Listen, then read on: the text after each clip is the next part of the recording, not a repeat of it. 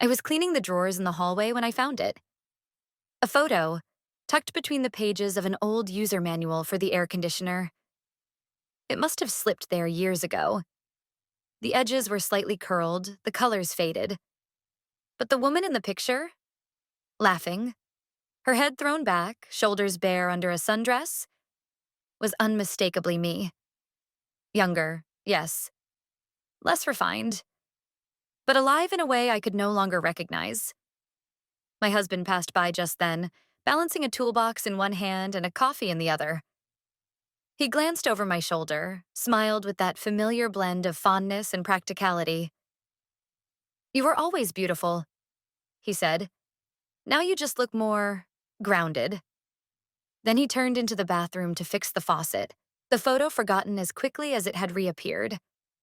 I sat there longer than I meant to, staring at the version of myself who had once believed she could have everything: joy, sensuality, freedom, purpose.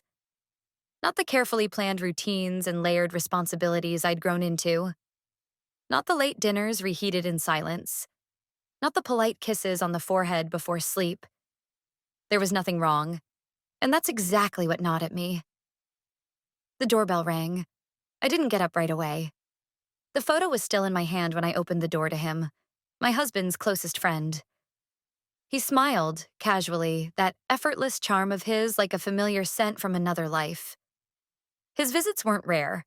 He was part of our circle, part of our weekends, part of our wine nights. But lately, I'd begun to feel his presence like a thread pulled too tight under my skin. He stepped in and glanced down at my hand. "Memory lane?" he asked, eyes darting toward the photo. I nodded, tucking it into my pocket, suddenly protective. He chuckled. "You laughed more back then. Used to make it hard to focus on anything else." I should have replied with a joke, a brush off. But instead, I looked at him too long, something unspoken settling between us. I turned away first. We sat in the kitchen, the usual clink of mugs and hum of the kettle filling the space. My husband joined us briefly, spoke about the hardware store, about ordering new blinds. I nodded at the right moments, smiled when I had to, but I kept seeing that old photo in my mind, like a ghost leaning over my shoulder. Later, after my husband went to the garage, his friend lingered by the window. We were alone for just a moment too long. I could feel his presence without looking, the quiet way he noticed things, the way he sometimes didn't speak unless what he had to say mattered. "You okay?" he asked finally, voice low, careful. I hesitated. The kettle whistled. "I'm fine," I said. "Just tired." But that wasn't it. I wasn't tired. I was hollow, and I was beginning to realize that I didn't miss sleep. I missed touch. Not the routine gestures of a man who loved by providing, but the kind that lingered, explored, anticipated. That night, when we were getting ready for bed, I told my husband the faucet was leaking again. He frowned, then promised he'd fix it the next morning. I nodded, changed into my sleepwear in silence. He reached out and brushed my shoulder, a habitual gesture, then turned off the lamp and rolled away. I lay in the dark with my eyes open, replaying the way the friend had looked at me. Curious, hesitant, a flicker of something that felt dangerously close to hunger. It wasn't a moment. Not yet. It was just the breath before it. But I knew, somehow, that a line had shifted. Not crossed, but drawn. Subtle, quiet, irreversible. And I didn't feel guilty. I felt awake. It happened on a Tuesday. A day so unremarkable it could have vanished into the week unnoticed, if not for what it became. My husband had left early that morning, flying to Dallas for a 3-day meeting with his business partners. He kissed my cheek in passing, murmured something about locking the patio door before bed, and was gone before I had a chance to reply. I spent the morning drifting through chores, laundry, emails, errands, none of them demanding, none of them distracting. The house felt too still, like it had exhaled and refused to draw breath again. Every sound, Every creak of the wood floors, every rustle of trees outside the window seemed louder without his presence. But I didn't feel lonely. I felt suspended. By late afternoon, I'd lit a candle in the kitchen, the scent of cinnamon and orange mingling with the quiet hum of the dishwasher. I wasn't dressed for anyone, not intentionally, but I had slipped into a soft sweater that clung in the right places and jeans that hugged my waist, just because they made me feel less invisible. Beneath them, I wore the satin lingerie set I had ordered impulsively 2 weeks ago and never had a reason to try on. It was the color of dark wine, delicate but unapologetically intimate. I didn't expect anyone to see it. But part of me, a part I hadn't spoken to in years, wanted to feel its silk slide against my skin as I moved through the house. Just for myself. Just to feel something. It was nearly 7 when I heard the knock at the door. Not the doorbell, not a phone call in advance. Just a knock. Low, uncertain. I didn't need to ask who it was. He stood there in a light coat, holding a bottle of wine. I was driving past the neighborhood. Thought I'd return the book I borrowed last time. If this is a bad time, I can... It's fine, I said too quickly, already stepping aside. He smelled faintly of rain and leather. His hands were dry and warm when he handed me the book. I didn't remember lending it to him. We sat in the kitchen again, like we had 100 times before, but the air felt different. Thicker, slower. I poured the wine, the liquid pooling darkly in our glasses. He leaned back in his chair, watching me with that same silent attentiveness that had started to unnerve me. Or stir me. Maybe both. We talked at first about nothing. The weather. A new restaurant in town. A podcast he thought I'd like. But even those words carried a weight they hadn't before. They hung in the air like threads waiting to be pulled. He reached for his glass and his fingers grazed mine just briefly. But my skin caught fire. It wasn't dramatic.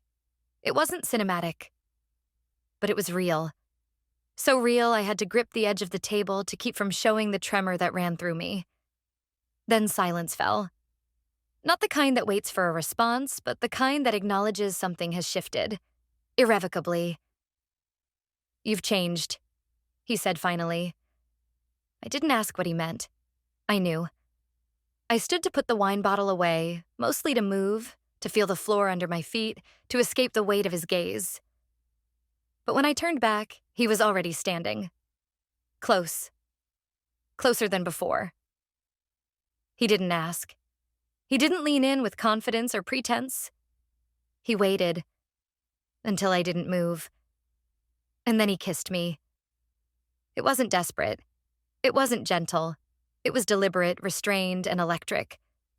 His hand rested lightly on my waist, not pulling, just touching, as if even that was almost too much. My lips parted instinctively, not from surprise, but from the weight of wanting that had been quietly growing between us for weeks. I kissed him back. There was no thought, no permission.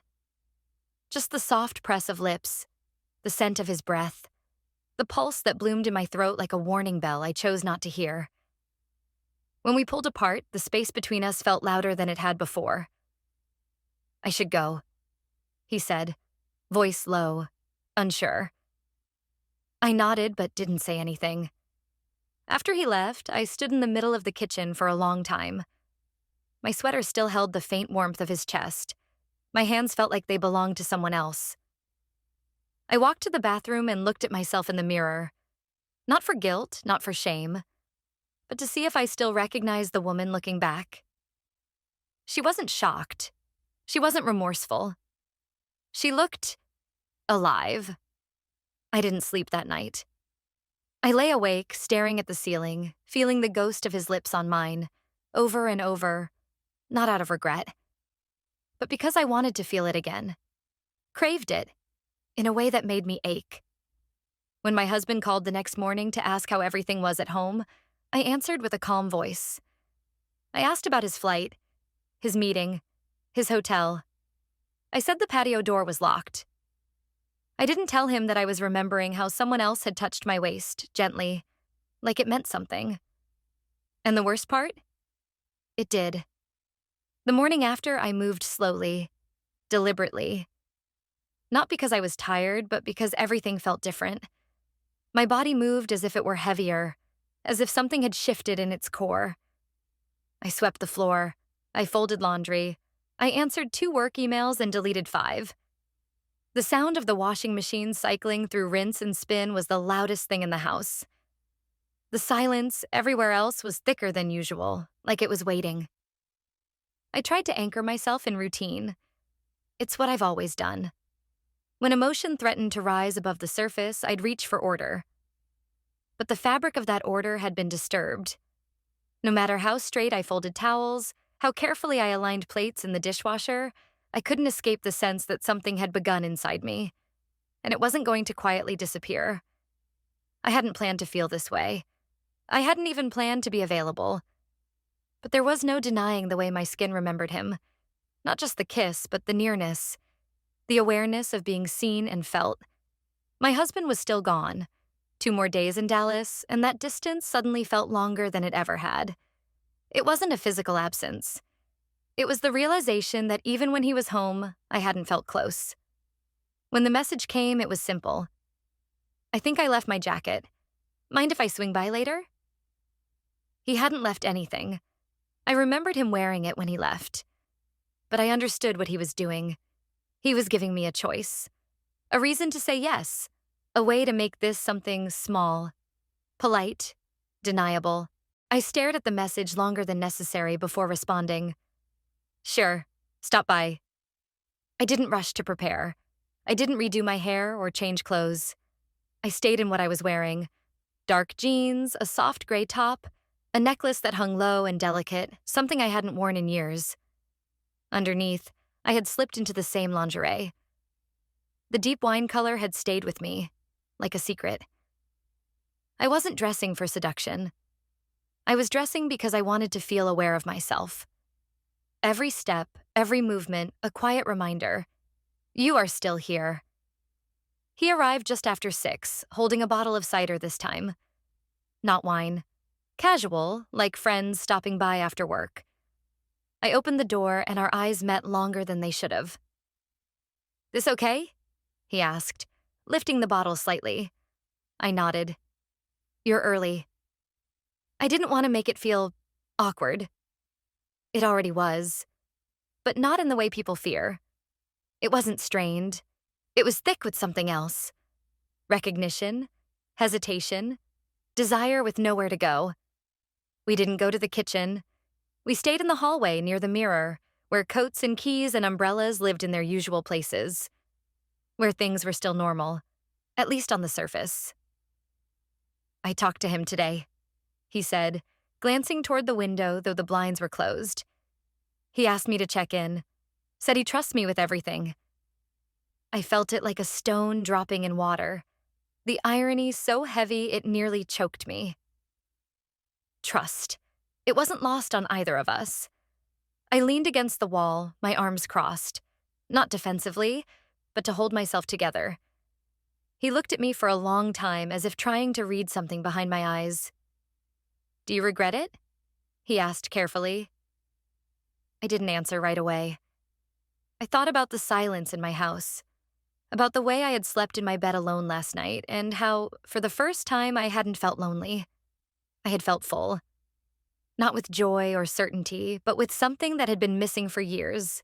Awareness of my own body, my own breath, my own need. No, I said, softly but clearly. His gaze lowered, not in shame, but in some kind of understanding. He wasn't proud. He wasn't eager. He was simply there. Present in a way few men ever are. He didn't touch me. Not that night. But the space between us changed again, narrowed. We didn't make another mistake. We just stood there, 2 people in a house that wasn't theirs, feeling something that no longer needed words. He left without asking for the jacket. After the door closed, I stood for a while, listening to the wind press against the windows. I walked upstairs, sat on the edge of my bed, and removed the necklace. My fingers lingered at the clasp. I thought about calling him. Not my husband. the other him, but I didn't. I didn't want to fill the space with words yet. The silence was clearer. Instead, I went to the mirror, lifted the hem of my shirt, and looked at the soft lines of my waist, the lace across my hips, the slight flush still present on my chest. And I knew. This wasn't over. It hadn't even started. The following week blurred at the edges. Nothing dramatic happened. There were no stolen moments, no text messages at night, no prolonged glances exchanged in public places. But his absence settled into my body like a residue. I could feel him in the strangest moments, in the cool draft that passed over my skin when I opened the fridge, in the way my sweater shifted slightly across my shoulder blades, in the sensation of breath catching in my throat when I wasn't even thinking of him consciously. It wasn't obsession. It was presence, as though a part of him had embedded itself somewhere in me, quietly, insistently, and refused to leave. My husband returned on Friday, late. He smelled of hotel linens and airport air. He kissed me quickly, set down his overnight bag, and immediately started talking about a potential investment deal that had him both optimistic and agitated. I stood in the kitchen and nodded at the right moments, asked the right follow-up questions, poured him a drink. He didn't ask about my week. He never did. It wasn't neglect. It was habit. I filled the silence of his life the way one fills a cabinet. Practical, invisible, expected to be useful without making noise. We had dinner. We watched a show. We went to bed. His body curved toward mine in the dark. He kissed my shoulder, whispered something about missing me, and slid his hand under my shirt. I didn't stop him. I let him touch me. But I felt it. The way my body did not respond, not because I didn't care for him, but because something inside me was absent from the moment. A quiet refusal, not loud enough to be seen, but powerful enough to disconnect sensation from meaning. The next morning, I woke up early and went for a walk before sunrise. The streets were still empty, the light still soft. I wore my coat over a thin slip, my boots tapping lightly against the pavement. I walked with no direction, just forward, just away. That's when I saw him. It was completely unplanned. He was standing outside the cafe near the park, coffee in hand, speaking with someone I didn't recognize.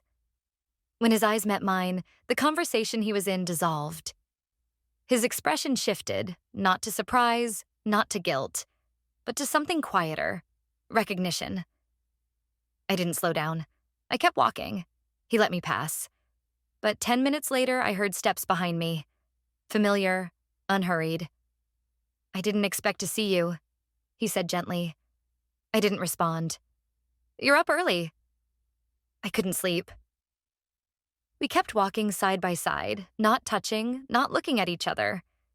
Just two people existing in a silence that felt heavier than conversation. The path through the park was littered with leaves. Somewhere nearby, a city maintenance worker was blowing debris into neat piles. "I've been thinking," he said after a while. "About last week. About what it meant. I keep trying to convince myself it was nothing." I stopped. He did too. The silence between us cracked slightly, like ice under weight. "Was it nothing?" I asked, not accusingly, but as a mirror. He looked at me, and in that moment, I saw the weight in his eyes. Not of shame, but of awareness. He shook his head. Slow, deliberate. "No," he said. "We didn't touch. We didn't kiss. The park was not a place for that. It was too open, too public. But the space between us became charged again, not with novelty, but with memory. And beneath that, a current of inevitability.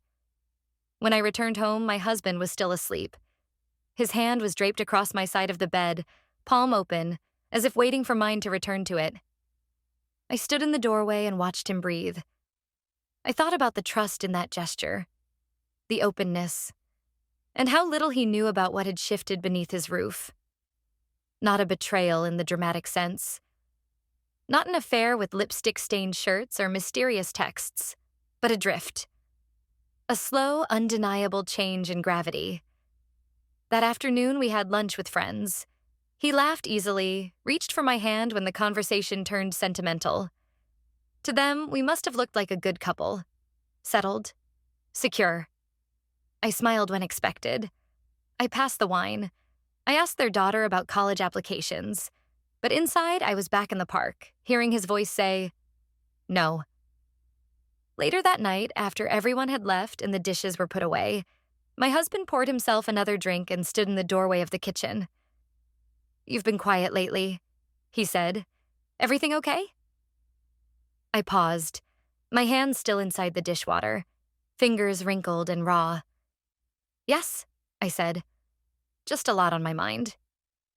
He nodded, took a sip, walked away.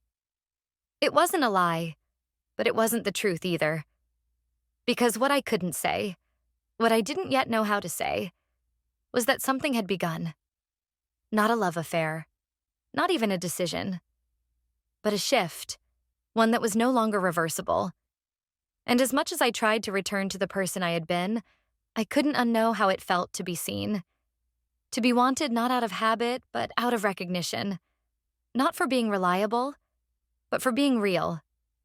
And I knew it wouldn't stop here. It wasn't supposed to be a weekend trip. At least not for me.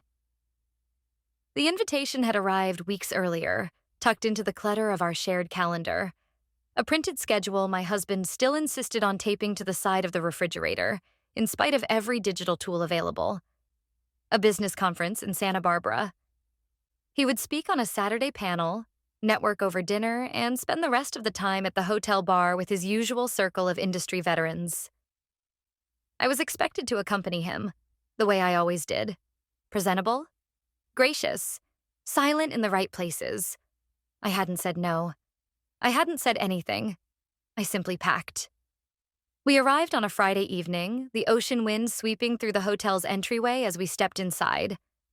The concierge offered us complimentary champagne. My husband flirted absently with the hostess, smiling in that harmless, polished way he always did. Just enough to make himself memorable, never enough to be inappropriate. I watched it all from 2 steps behind, invisible, but correct.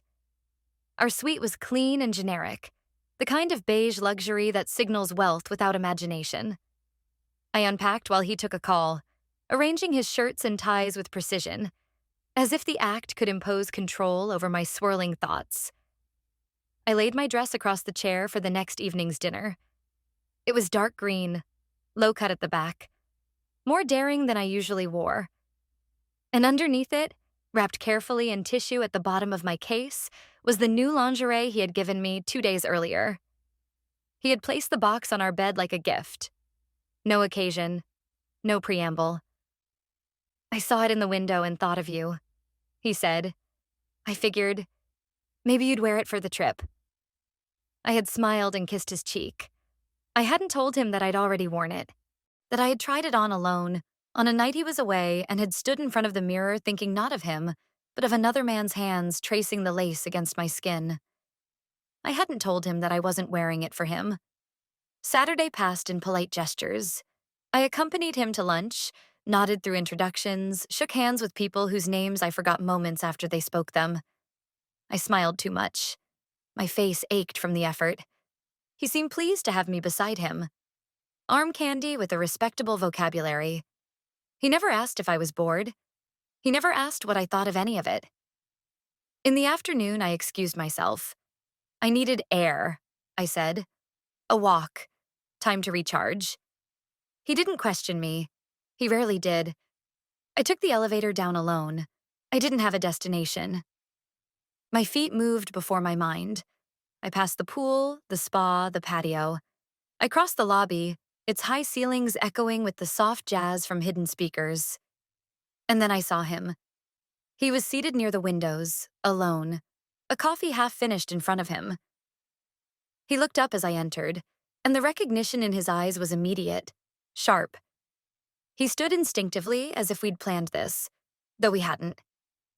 "I didn't know you were here," I said before I could think. "Meeting a client," he said. "Didn't expect to see you either."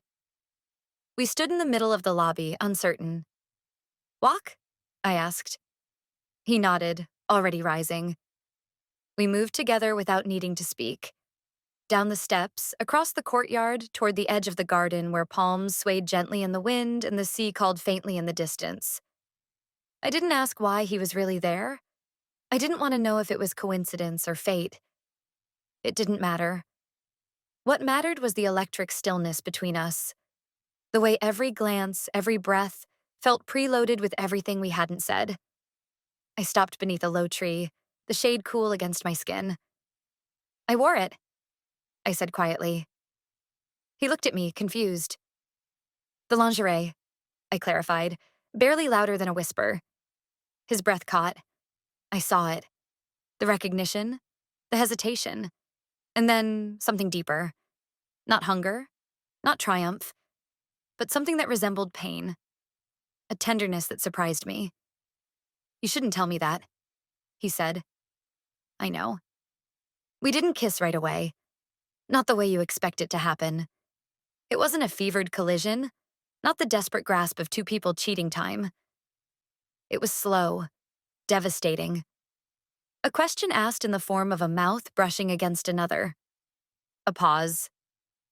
Then another, until the ache outweighed restraint. His hand found the small of my back. My body arched into him, instinctive. He tasted like coffee and the beginning of something I couldn't name. There was nothing rushed, nothing stolen. Only two people finally doing what they had almost done in silence 100 times before. When we pulled apart, we didn't speak. We simply stood in the shade, breathing unevenly, the ocean hidden behind us and the hotel too close. Later that night, back in our room, I dressed slowly. My husband had returned from dinner early. He asked if I wanted wine. I nodded. I wore the dress, the green one. He whistled softly when I came out of the bathroom, called me stunning. I smiled, adjusted my earring. He didn't know that the lingerie beneath the silk wasn't worn for him. He didn't know how my skin still hummed from a kiss I hadn't been supposed to have. He reached for my waist as we walked out the door, his hand resting exactly where another had hours earlier. And all I could think was how warm his touch used to feel, and how unbearably cold it had become. Back home, the quiet returned with a vengeance. It didn't soothe me this time. It suffocated. The trip had shifted something that could no longer be unshifted. It wasn't the kiss alone. It was everything surrounding it. The tension, the awareness, the thrill of being seen not as an extension of someone else, but as a woman whose hunger hadn't died, only been silenced too long.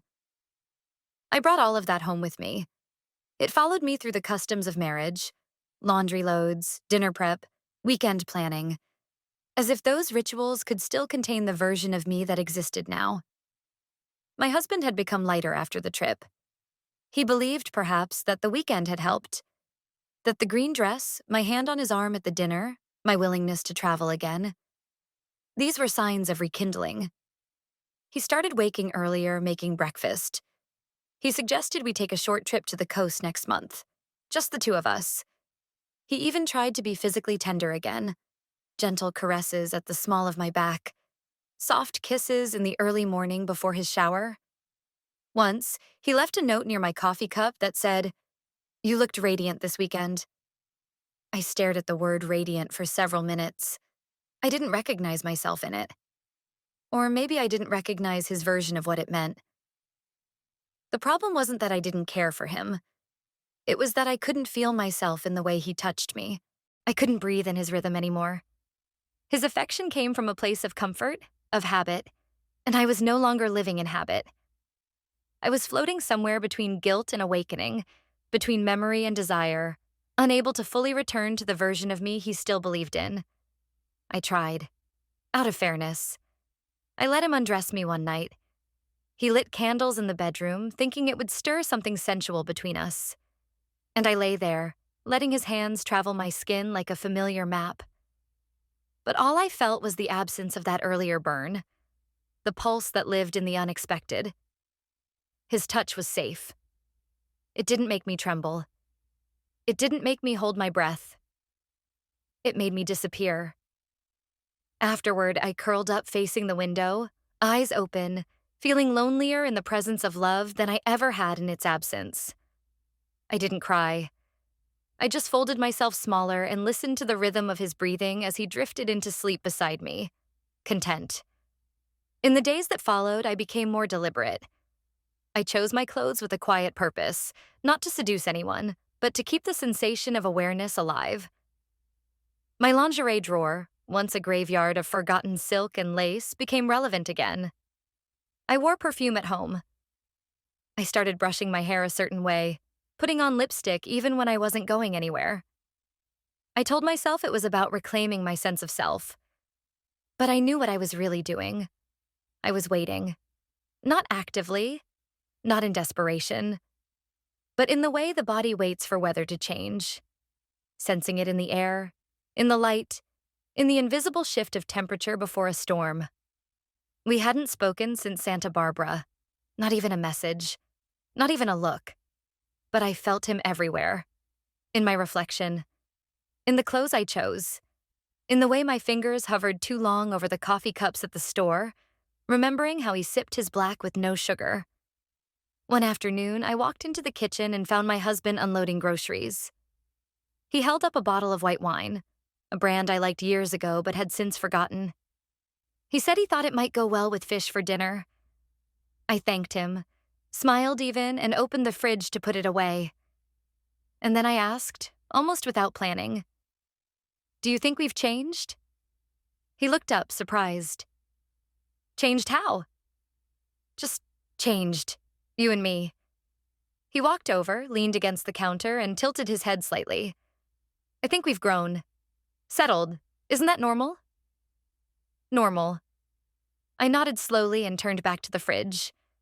That word wrapped itself around my chest like a band. Settled. As if the final goal of love was stasis, not electricity. That night, I lay in bed alone while he worked in his home office.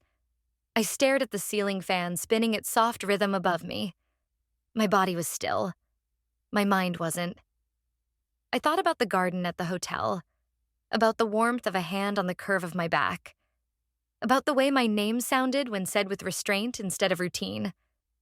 I thought about how being wanted didn't fix anything, but how it reminded me I was still capable of being wanted, and how deeply I needed that reminder. I didn't reach out to him. I didn't send a message or find a reason to drive past his building.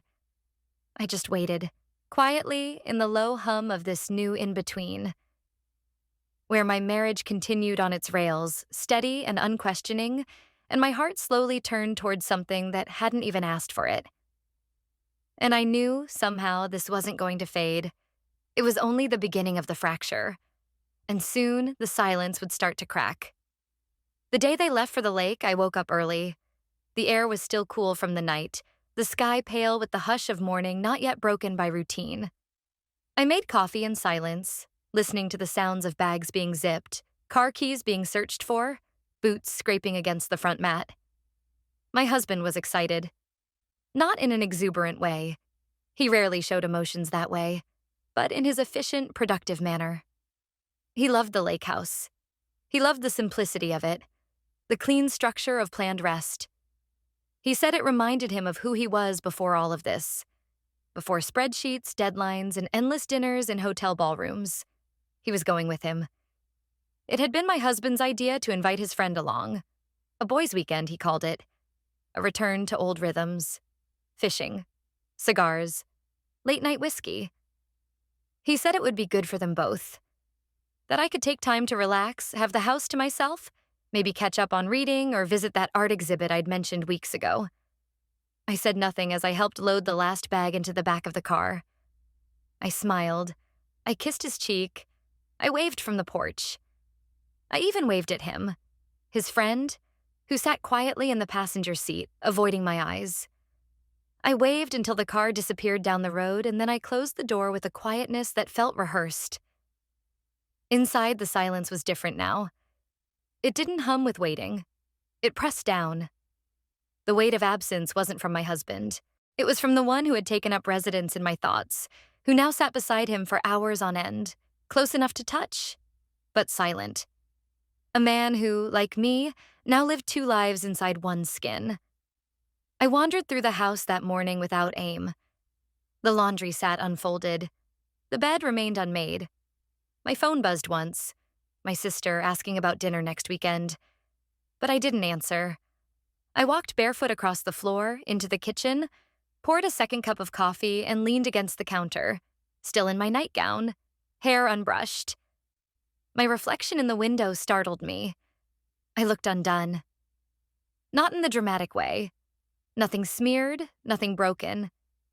But there was something hollow in the way my arms hung by my sides, in the slackness of my posture. I looked like someone whose pulse had slowed. I tried to read. I opened a book I'd been meaning to start for months, turned 2 pages, and closed it.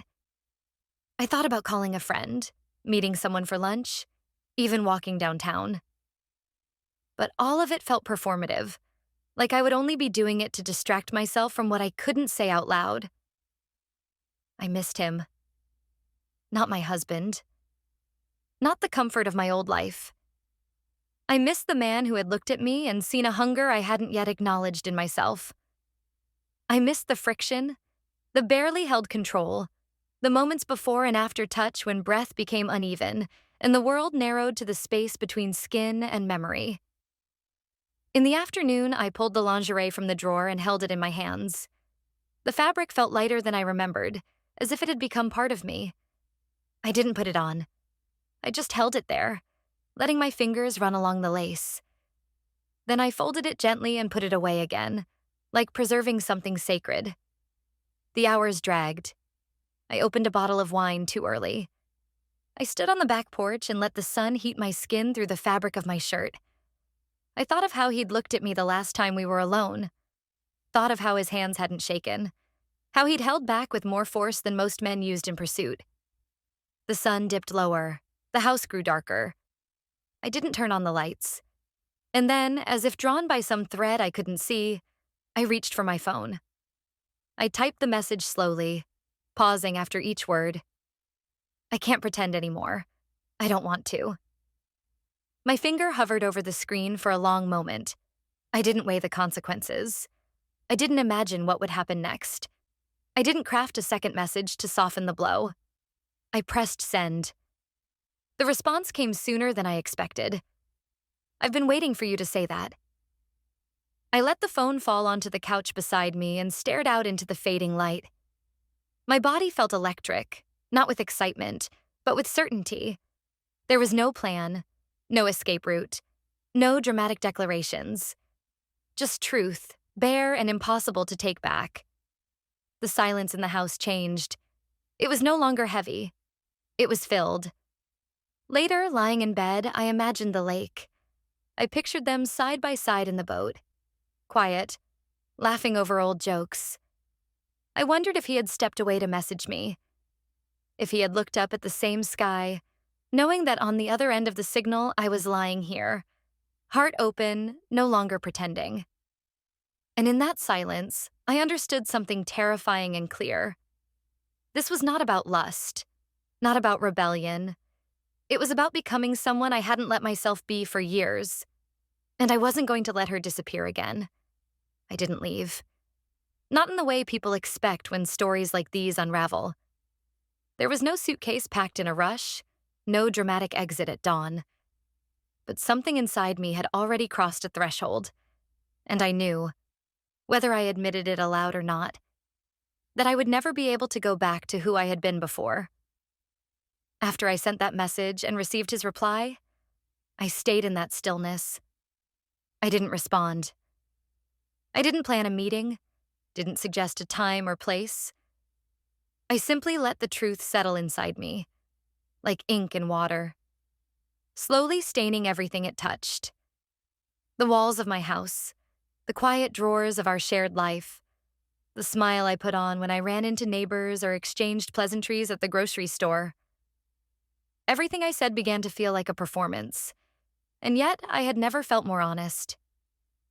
The day after their return, my husband walked in with the same worn duffel bag and the smell of lake air on his jacket. He was sunburned and relaxed. There was a lightness in his voice, the afterglow of male companionship and a successful getaway. He talked more than usual that evening, telling stories from the trip, jokes I had heard versions of before. He poured us both glasses of wine and grilled steaks on the back patio like it was the beginning of something new. I listened. I nodded. I smiled in the right places. I looked at him the way a person looks at a distant city from an airplane, recognizing the shape of things, the familiar outlines, but no longer feeling the streets beneath their feet. I noticed how his hair had grayed a little more around the temples, how the lines around his eyes deepened when he laughed. I remembered how I used to touch those lines without thinking. How now, I could barely imagine my fingers reaching for him without effort.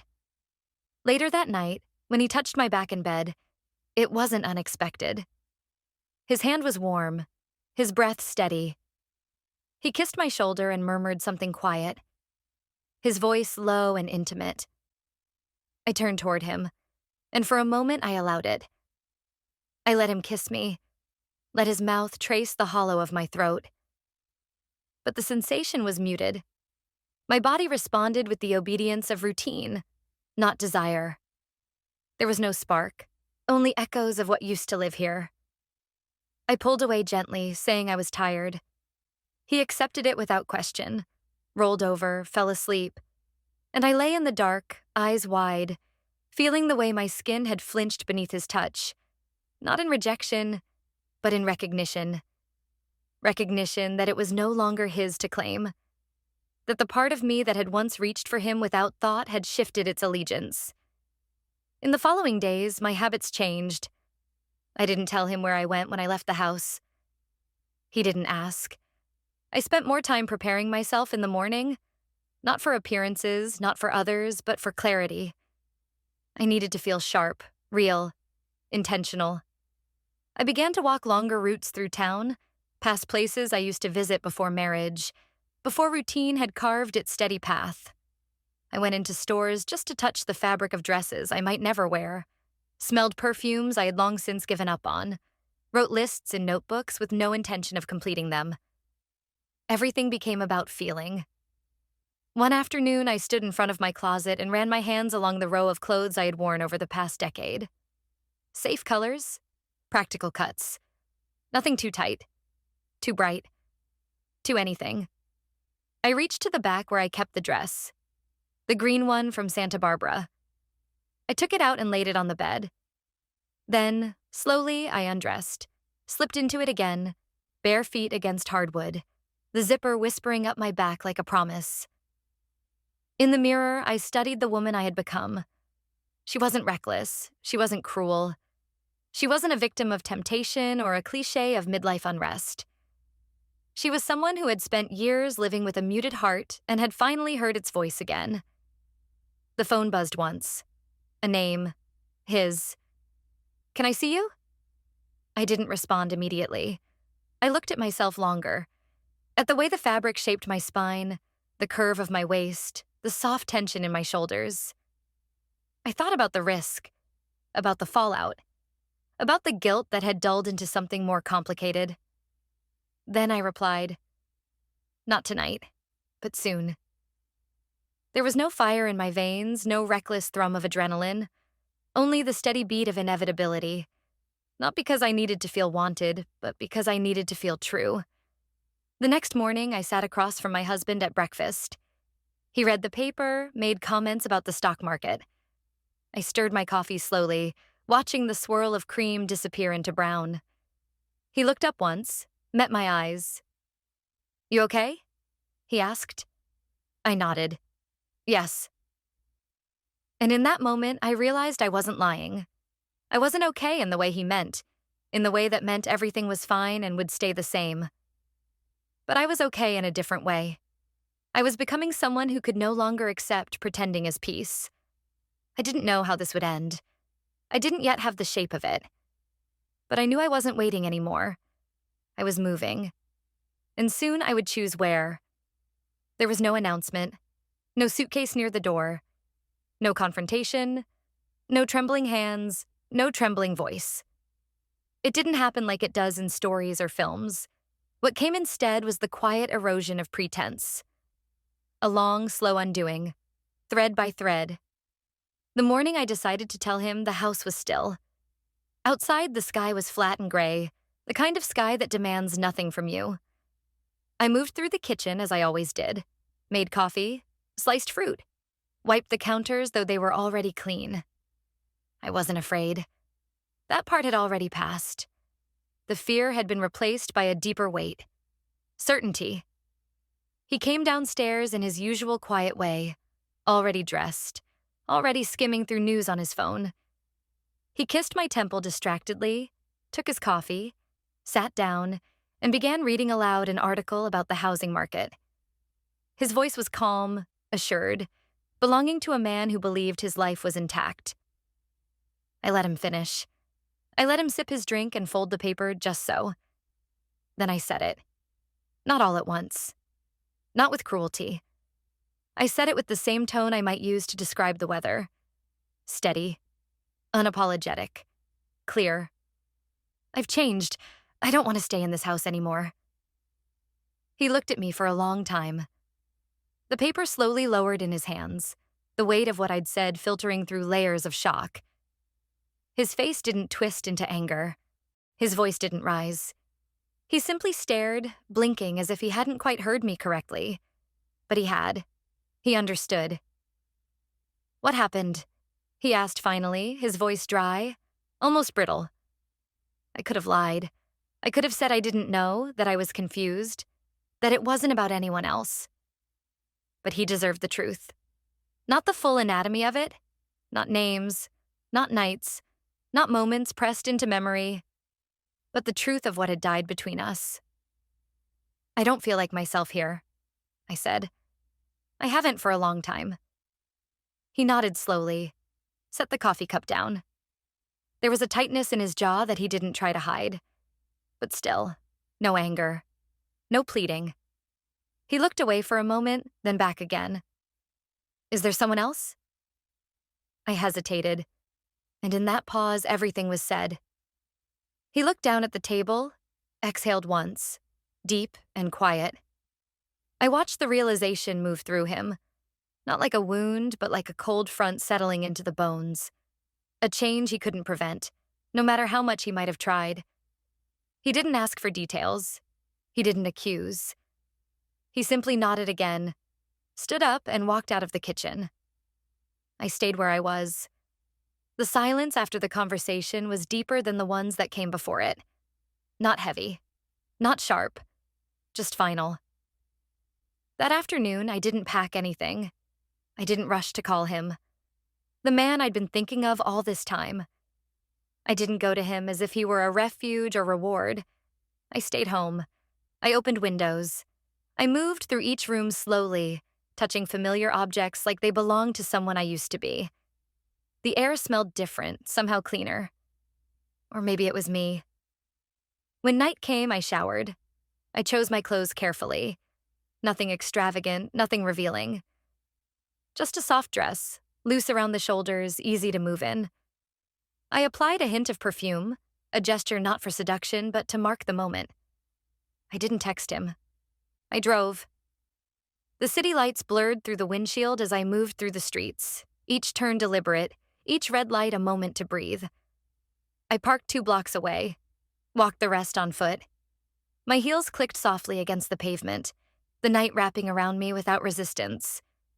When he opened the door, he didn't look surprised. He didn't smile. He stepped aside and I entered. The apartment was quiet, dim and noise. No music, no staged atmosphere. Just us. I stood in the center of the room for a long moment, my eyes adjusting. The air between us was thick, not with tension, but with inevitability. He didn't reach for me. He waited. "I told him," I said. He nodded. We didn't rush toward each other. There was no crashing together like scenes from melodrama. We moved slowly, carefully, like people who understood the weight of what they were carrying. When our hands met, it wasn't passion. It was recognition. Of the ache. Of the risk. Of the strange, quiet relief that came from stepping fully into what had been haunting us for months. That night, I didn't sleep much. Not because of nerves or uncertainty, but because my body wouldn't let me miss a second of stillness. Of quiet breathing beside someone who had, for so long existed only in tension and denial. I watched the ceiling, listened to the rhythm of night outside the window, and felt something unfamiliar: peace. In the morning, I left before sunrise. I didn't leave a note. I didn't say I'd come back, but I knew that I would. Not because I had found a replacement for what I left behind, but because I had finally found myself, and she was never going to vanish again.